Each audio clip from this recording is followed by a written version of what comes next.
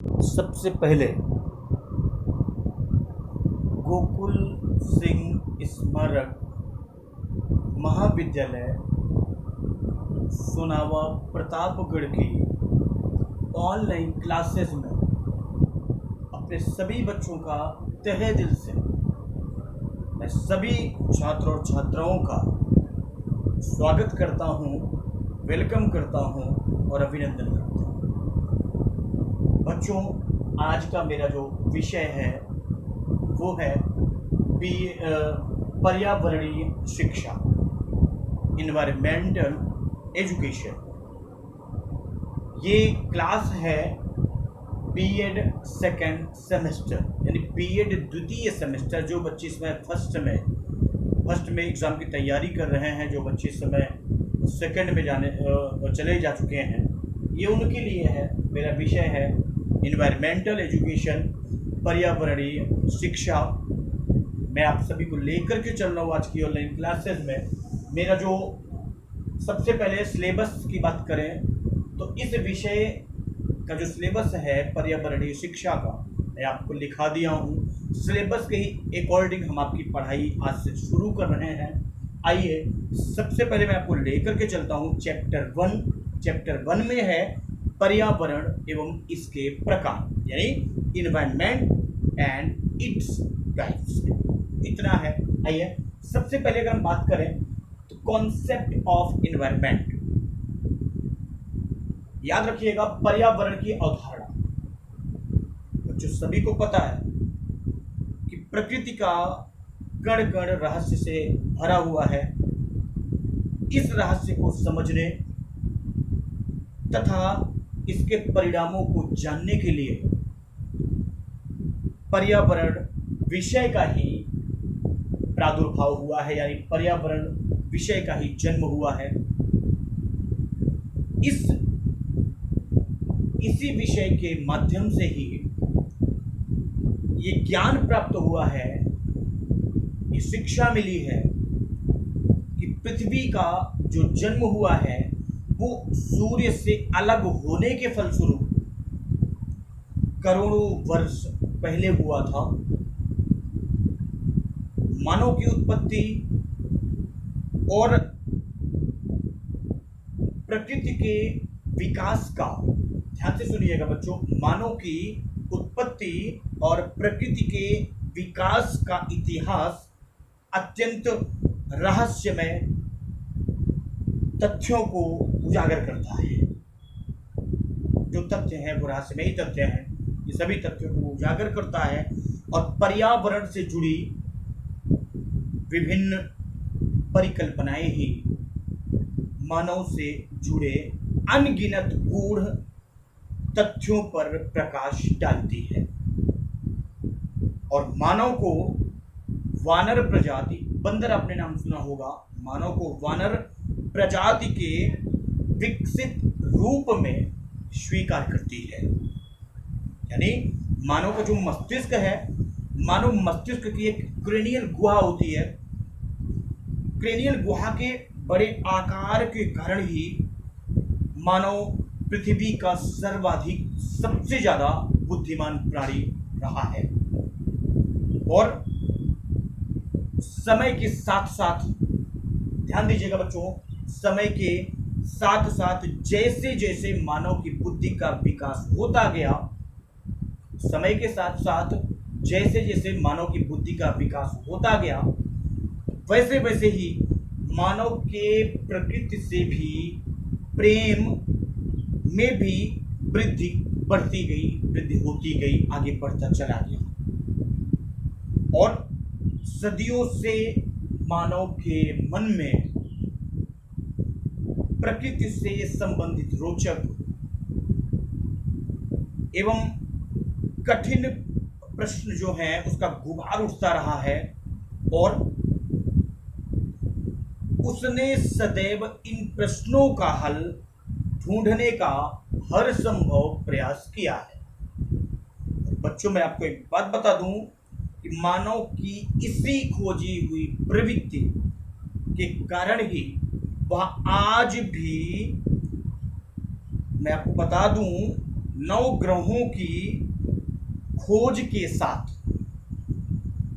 पहले तो 9 थे, अब 8 हैं, ठीक है।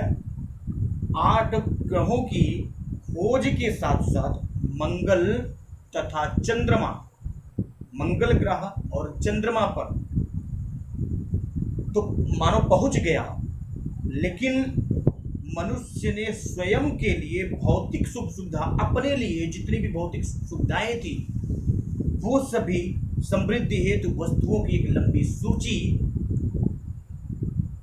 का निर्माण किया, और इन्हीं साधनों को जुटाने में, इन्हीं साधनों को कलेक्ट करने में, इकट्ठा करने में, इन साधनों को एकत्र करने में, मैं आपको बता दूं बच्चों, जाने अनजाने प्रकृति को नुकसान पहुंचाता रहा है, और इन्हीं कारणों को, यही सब कारण है जो इन्हीं सब कारणों को दृष्टिगत रखते हुए, यही सब कारण है, इन सभी कारणों को दृष्टिगत रखते हुए वर्तमान युग में सभी के लिए पर्यावरण विषय एक अत्यंत संवेदनशील मुद्दा बनकर के समस्त मानव प्रजाति के समक्ष प्रस्तुत हुआ है। आइए, ये तो हो गया कॉन्सेप्ट, मैंने आपको बताया है पर्यावरण की अवधारणा।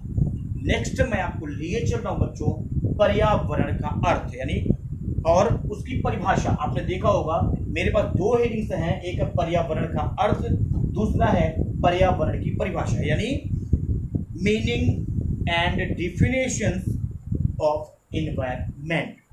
बच्चों ध्यान से सुनिएगा, आपके सामने लिखा हुआ है पर्यावरण का अर्थ और पर्यावरण की परिभाषा।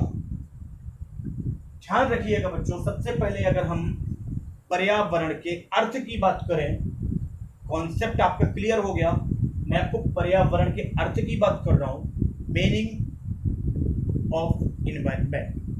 ध्यान रहे बच्चों, पर्यावरण या पर्यावरण को वातावरण के भी नाम से कहते हैं, पुकारते हैं। बच्चों ध्यान से सुनिएगा, पर्यावरण या वातावरण शब्द का निर्माण 2 तत्वों से मिलकर बना है। आपके सामने लिखा हुआ है परिधन आवरण।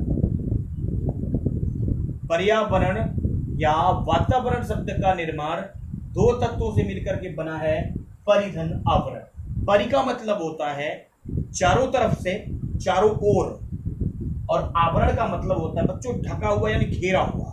जो चारों ओर घेरा हुआ है उसी को पर्यावरण कहते हैं। यानी हम एक बात कहें आपसे कि पर्यावरण या वातावरण शब्द का अर्थ है व्यक्ति के चारों ओर, व्यक्ति के यानी मानव के चारों ओर जो कुछ भी है वो सभी पर्यावरण से ही है। व्यक्ति के चारों ओर से जो कुछ भी ढका हुआ, जो कुछ भी है, वो सभी पर्यावरण से है। और मैं आपको बता दूं, पर्यावरण को या वातावरण को अंग्रेजी में बच्चों एनवायरनमेंट कहते हैं। पर्यावरण या वातावरण को अंग्रेजी में एनवायरनमेंट के नाम से जानते हैं। मैं आपको बता दूं बच्चों, ध्यान से सुनिएगा, एनवायरनमेंट शब्द का प्रयोग अंग्रेजी भाषा में पर्यावरण के लिए किया गया है, और ये भी इन्वायरमेंट भी 2 शब्दों से मिलकर के बना है, याद रखिएगा। पहला इन्वायर आपके सामने लिखा हुआ है, दूसरा मैन। इन्वायर का मतलब होता है बच्चों इन सर्किल, यानी आवृत्त, यानी घेरना, घेराकार, गोलाकार, घेराकार, किसी चीज को जब घेरते हैं, जब ढकते हैं। और मेंट मतलब होता है चारों ओर। यहां ध्यान रहे, पर्यावरण को अंग्रेजी में इन्वायरमेंट के नाम से जानते हैं। इन्वायरमेंट भी 2 शब्दों से मिलकर के बना है, इन्वायर और मेंट। इन्वायर का मतलब होता है आवृत्त, आवृत्त का मतलब होता है बच्चों घेरना, जिसको हम सभी लोग इन सर्किल के नाम से जानते हैं, घेरा बनाना, गोला घेरा। और मेंट मतलब होता है बच्चों चारों ओर, चारों ओर से जो ढका हुआ है, ये पर्यावरण है। और मैं आपको बता दूं, बच्चों ये तो हो गया। मैंने आप सभी ध्यान से सुनिएगा, मैंने आप सभी को कॉन्सेप्ट ऑफ इन्वायरमेंट यानी पर्यावरण की अवधारणा, दूसरा मीनिंग्स ऑफ इन्वायरमेंट, पर्यावरण का अर्थ मैंने आप सभी को बता दिया, आपके सामने लिखा हुआ है। नेक्स्ट मैं आपको लेकर के चलता हूं डिफिनेशन ऑफ इन्वायरमेंट, पर्यावरण की परिभाषा। याद रखिएगा बच्चों, सबसे पहले अगर हम बात करें, मैं आपको बता दूं कि पर्यावरण का शाब्दिक अर्थ होता है चारों ओर से घिरा हुआ। मैंने आपको सब कुछ बताया, परिधन, आवरण, परि मतलब चारों तरफ से, आवरण मतलब ढका हुआ, और यानी जो मानव के चारों ओर जो कुछ भी है सभी पर्यावरण से ही है। अंग्रेजी में इन्वायरमेंट कहते हैं पर्यावरण या वातावरण को।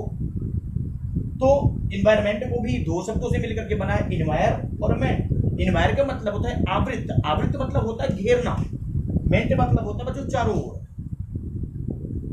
यानी पर्यावरण का अगर हम शाब्दिक अर्थों में अगर हम बात करें तो पर्यावरण का शाब्दिक अर्थ है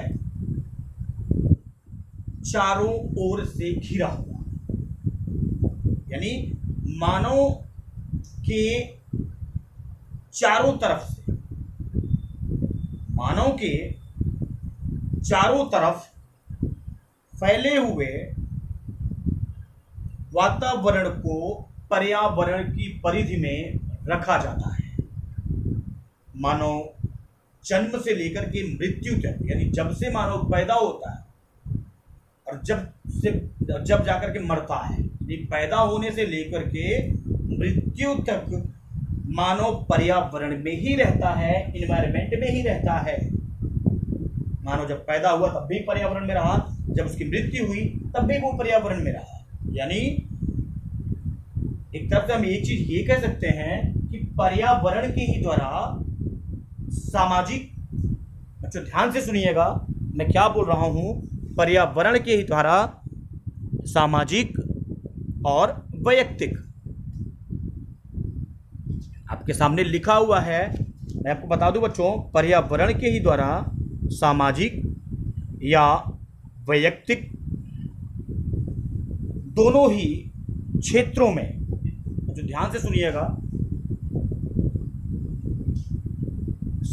पर्यावरण के ही द्वारा सामाजिक या वैयक्तिक दोनों ही क्षेत्रों में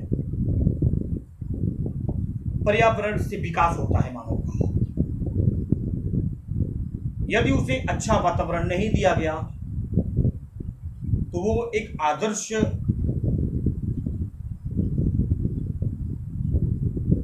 जो कहते हैं ना, एक शिष्टाचार, एक संस्कार, एक अच्छा बालक कभी नहीं बन पाएगा। यदि मानव को पर्यावरण का अच्छा वातावरण या प्रभाव दिया गया, वातावरण उसी के अनुकूल अगर मिल गया, तो बच्चे एक आदर्श मानव के रूप में, स्वस्थ मानव के रूप में अच्छा नागरिक भी बन सकता है, बनता है।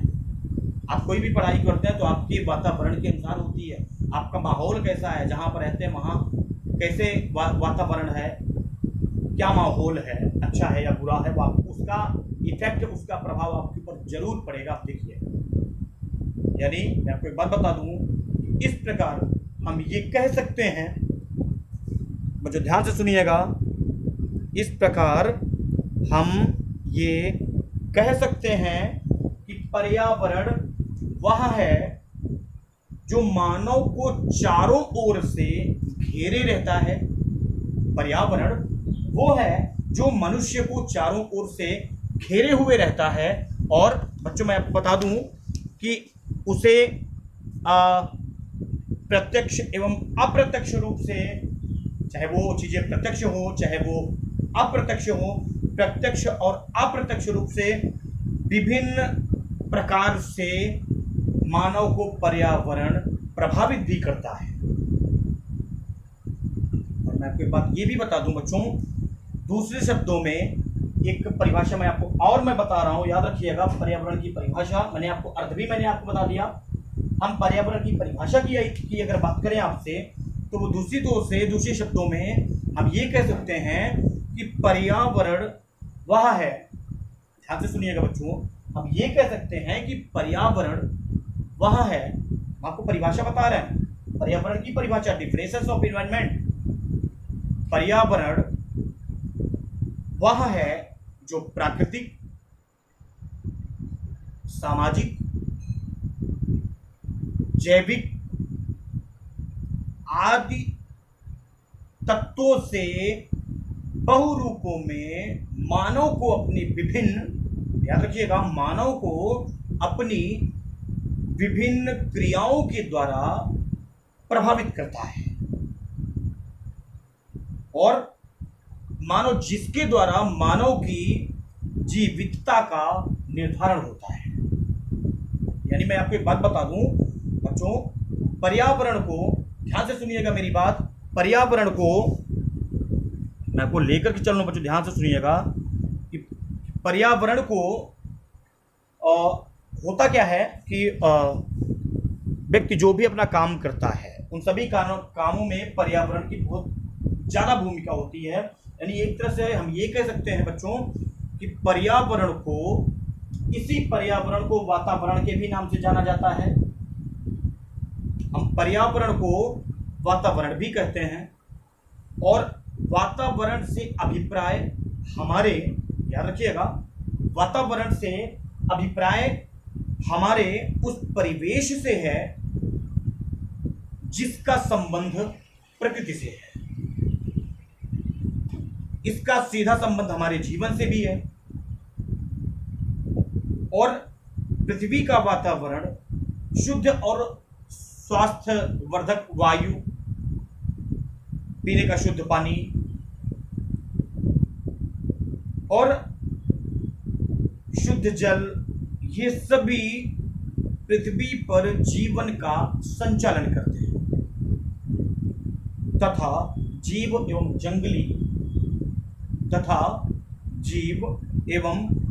जंगली पशुओं आदि धरती को स्वच्छ बनाने के लिए लगातार प्रयत्नशील रहते हैं। यानी ये सभी निरंतर क्रियाशील रहते हैं। और मैं आपको बता दूं, पर्यावरण की बहुअनुशासनीय प्रकृति के ही कारण, पर्यावरण की अनुशासनिक प्रकृति के ही कारण विद्वानों ने अपने अपने भाषाओं में, अपने अपने तर्क में, अपने अपने विचारों में इसे परिभाषित किया है। इसकी परिभाषा और रूप से भी हम प्रेजेंट कर सकते हैं। जैसे मैं आपको बता दूं बच्चों की, पर्यावरण की परिभाषा में अपने अपने विचार रखने वाले बहुत सारे वैज्ञानिकों के नाम आपके सामने दिया गया है। MacIver, E.J. Ross, Anastasi, H. Fitting, D.H. Davis, ये सभी वो नाम हैं जिन्होंने अपने अपने राय दिए हैं। मैं आपको बता रहा हूं सबसे पहले मैकाइवर, ध्यान से सुनिएगा। मैकाइवर ने क्या कहा था पर्यावरण के बारे में? मैकाइवर ने ये कहा था कि पृथ्वी का धरातल और उसकी सारी प्राकृतिक दशाएं, पृथ्वी का धरातल और उसकी सारी प्राकृतिक दशाएं, प्राकृतिक संसाधन, भूमि, जल, पर्वत, मैदान, खनिज पदार्थ, पौधे, पशु पक्षी और बहुत सारे तथा संपूर्ण शक्तियां जो पृथ्वी पर विद्यमान होकर मानव जीवन को प्रभावित करती हैं, भौगोलिक पर्यावरण के अंतर्गत आती है। ये परिभाषा दिया था मैकाइवर ने। आपको बता दूं बच्चों, E.J. रॉस ने क्या कहा था? E.J. रॉस का भी ये कहना था कि पर्यावरण एक बाह्य शक्ति है, यानी पर्यावरण एक बाहरी शक्ति है जो मानव को प्रभावित करती है। पर्यावरण एक बाहरी शक्ति है जो मानव को प्रभावित करती है। और विद्वानों ने क्या कहा था? अनास्टासी ने क्या कहा था? अनास्टासी ने कहा था कि मानव के वंशानुक्रम के अतिरिक्त, याद रखिएगा, अनास्टासी ने कहा था कि मानव के वंशानुक्रम के अतिरिक्त सभी को पर्यावरण कहा जाता है जो उसे प्रभावित करता है। सभी को पर्यावरण कहा जाता है जो मानव को जो प्रभावित करता है। नेक्स्ट, एच फिटिंग, आपके सामने सब नाम लिखे हुए हैं, याद रखिएगा ये सब। एच फिटिंग ने पर्यावरण की परिभाषा में कहा था, एच फिटिंग ने अपने अलग विचार दिए थे, एच फिटिंग ने अपने अलग राय दिए थे। एच फिटिंग का ये कहना था कि पर्यावरण एक जीव के पारिस्थितिक तत्वों या कारकों का योग है।